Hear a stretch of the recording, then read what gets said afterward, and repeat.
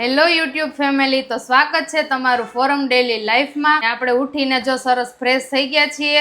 આજે હું તમને લોકોને ડ્રાયફ્રૂટ પાવડરની રેસીપી બતાવવા જઈ રહી છું અને નાના બાળકો માટે ખૂબ જ હેલ્ધી છે. એમાંથી પ્રોટીન, વિટામિન અને ફાઈબર આ બધું જ એકમાંથી મળી રહે છે. અને આ પાવડર એવું નથી કે નાના માટે જ યુઝ થાય, મોટા લોકો પણ આને ખાઈ શકે છે. તો જોડાયેલા રહેજો, આની ફૂલ રેસીપી તમને આ વિડીયોમાં બતાવશું. સૌ પ્રથમ આપણે અડધો વાટકો પમ્પકિન સીડ્સ, અડધો વાટકો સનફ્લાવર સીડ્સ, અડધો વાટકો ફ્લેક્સ સીડ્સ, એક વાટકો દાળિયા, અડધો વાટકો અખરોટ, અડધો વાટકો બદામ, અડધો વાટકો કાજુ અને એક વાટકો આપણે મખાના લઈશું. આપણે આ બધા જ ઇન્ગ્રીડિયન્ટ્સ ને વન બાય વન આપણે ડ્રાય રોસ્ટ કરવાના છે. તો ચલો ડ્રાય રોસ્ટ કરી લઈએ. કે સીડ્સ યુઝ કરેલા છે, કઈ કંપનીના છે, તમારે લોકોને પણ જાણવું હોય તો કમેન્ટમાં જણાવજો. સૌ પ્રથમ આપણે પમ્પકિન સીડ્સને ડ્રાય રોસ્ટ કરી લઈએ. બધી વસ્તુ અલગ અલગ કરવાની એટલે જે પાવડર છે એ બધો સરસ છૂટો થાય. ગેસની ફ્લેમ સ્લો રાખવાની એટલે નીચે ચોંટી ના જાય. ગોલ્ડન બ્રાઉન થઈ ગયા છે. હવે આને આપણે એક વાટકામાં કાઢી લઈએ. નેક્સ્ટ આપણે લઈશું સનફ્લાવર સીડ્સ. એને પણ આપણે ધીમા ગેસ ઉપર જ ડ્રાય રોસ્ટ થવા દેવાના છે, જેના લીધે આ સીડ્સની સ્મેલ હોય એ સ્મેલ બી જળવાઈ રહે અને ટેસ્ટ બી સારો આવે. ફૂલ ગેસે આપણે કરીએ તો થોડીક બળી જાય, તો બળી ગયેલનો ટેસ્ટ આવે પાવડરમાં, તો બાળકો જલ્દીથી ખાય નહીં. સનફ્લાવર સીડ્સ પણ ડ્રાય રોસ્ટ થઈ ગયા છે, એકદમ ગોલ્ડન બ્રાઉન થઈ ગયા. આપણે એને એક વાટકામાં કાઢી લઈએ. નેક્સ્ટ આપણે ફ્લેક્સ સીડ્સ લીધા છે, એને પણ આપણે ધીમી આંચ ઉપર ડ્રાય રોસ્ટ થવા દેવાનું છે. એકદમ ગોલ્ડન બ્રાઉન થાય ત્યાં સુધી મિક્સ કરી રાખવાનું છે. ઓલમોસ્ટ આપણા ફ્લેક્સ સીડ છે એ ડ્રાય રોસ્ટ થઈ ગયા, ગોલ્ડન બ્રાઉન થઈ ગયા છે. તો હવે આપણે એને કાઢી લઈએ. હવે આપણે ફોતરી ઉતારેલા દાળિયા લીધા છે, તો દાળિયાને પણ આવી જ રીતે આપણે શેકી લેવાના છે. દાળિયા પણ આપણા જો ડ્રાય રોસ્ટ થઈ ગયા. પાવડરમાં દાળિયા પણ તમે ઓપ્શનલ તરીકે યુઝ કરી શકો, ઓપ્શનલ છે, કંઈ એવું નથી કે નાખવું. તમને ટેસ્ટ સારો લાગે તો નાખી શકાય. હું તો મારી બેબીને ખવડાવું છું. ન્યુટ્રિશન પણ હોય છે અને હાઈ પ્રોટીન પણ હોય છે. રેડીમેડ પાવડર પણ મળે છે. બહાર તો સત્તુ કહેવાય છે, જે તમે પાણીમાં અથવા તો છાશમાં નાખી અને બેબીને ખવડાવી શકો છો.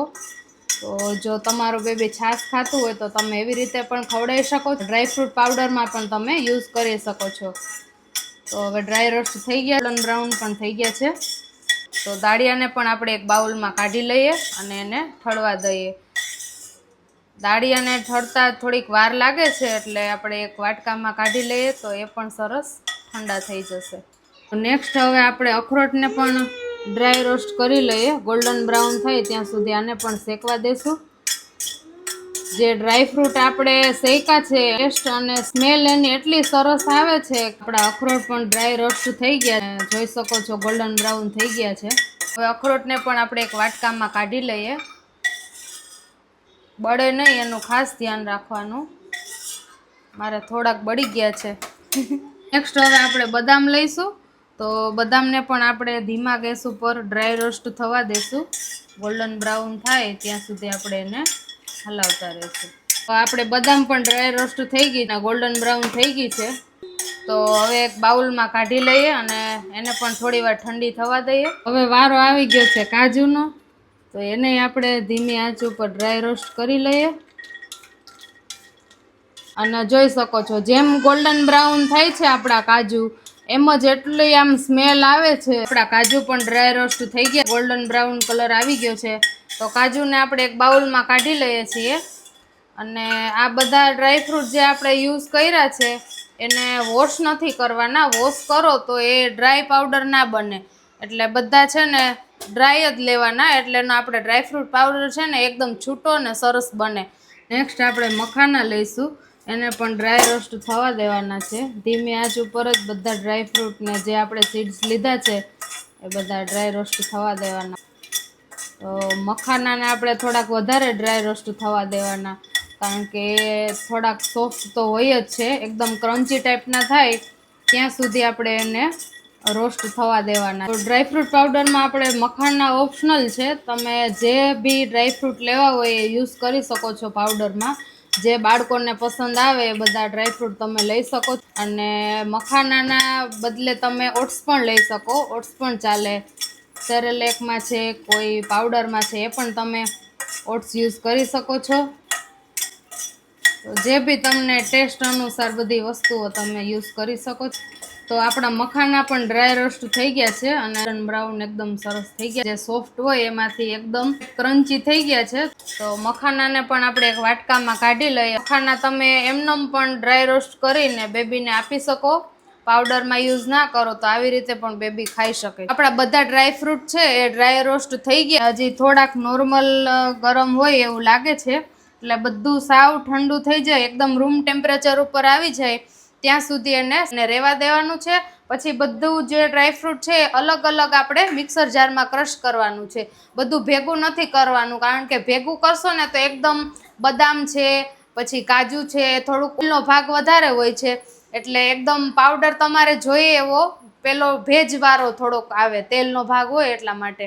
આપણા બધા ડ્રાયફ્રૂટ છે ઠંડા થઈ ગયા છે અને આ પાવડર મેં 15 દિવસ ચાલે એવી રીતે જ બનાવ્યો છે. એટલે ફ્રેશ બનાવો તો બાળકોને ફ્રેશ ખાવા મળે. આ જે પાવડર રેડી થાય એરટાઇટ કન્ટેનરમાં સ્ટોર કરીને રાખી શકો. બને તો ફ્રીજમાં નહીં રાખવાનું, કારણ કે પેલા ગાંઠા જેવું થઈ જાય છે. બને તો પ્રિફર બહાર રાખવાનું જ રાખજો.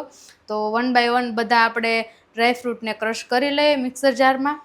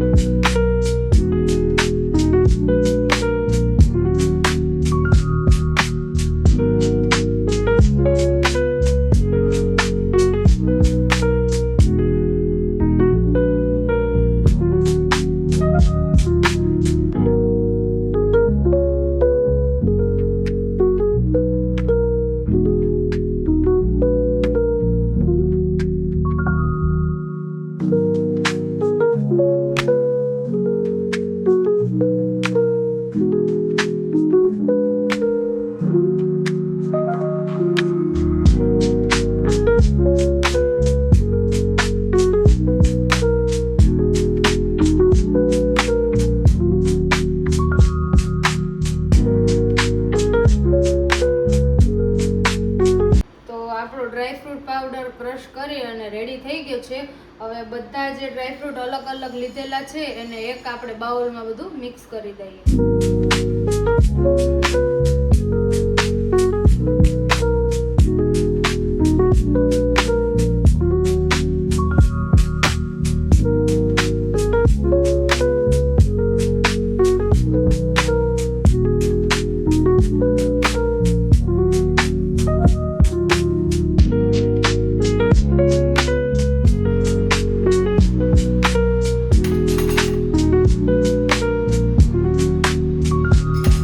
ડ્રાયફ્રૂટ પાવડર આપણે કન્ટેનરમાં નાખી દીધો છે અને સરસ આ બધું મિક્સ કરી દઈએ. છૂટો ને આપણે 15 થી 20 દિવસ માટે સ્ટોર કરીને રાખી શકીએ એવો પાવડર બન્યો છે. આ પાવડરને આપણે એરટાઇટ કન્ટેનરમાં ભરી લેવાનું, જેનાથી બહારની હવા ના લાગે. તો આપણે વધારે દિવસ પાવડર રાખવું હોય તો ચાલે, બગડે નહીં. જોઈ શકો છો આપણો સરસ મજાનો પાવડર એકદમ છૂટો થયો છે. આવી જ રીતે તમે લોકો પણ જરૂરથી ડ્રાયફ્રૂટ પાવડર બનાવવાની ટ્રાય કરજો. તમને લોકોને મારી રેસીપી કેવી લાગી એ કમેન્ટમાં જરૂરથી જણાવજો અને આ રેસીપી તમે લોકો પણ ટ્રાય કરજો. વિડીયો ગમ્યો હોય તો લાઈક કરજો, શેર કરજો અને અમારી ચેનલને સબસ્ક્રાઈબ કરજો. જય શ્રી કૃષ્ણ.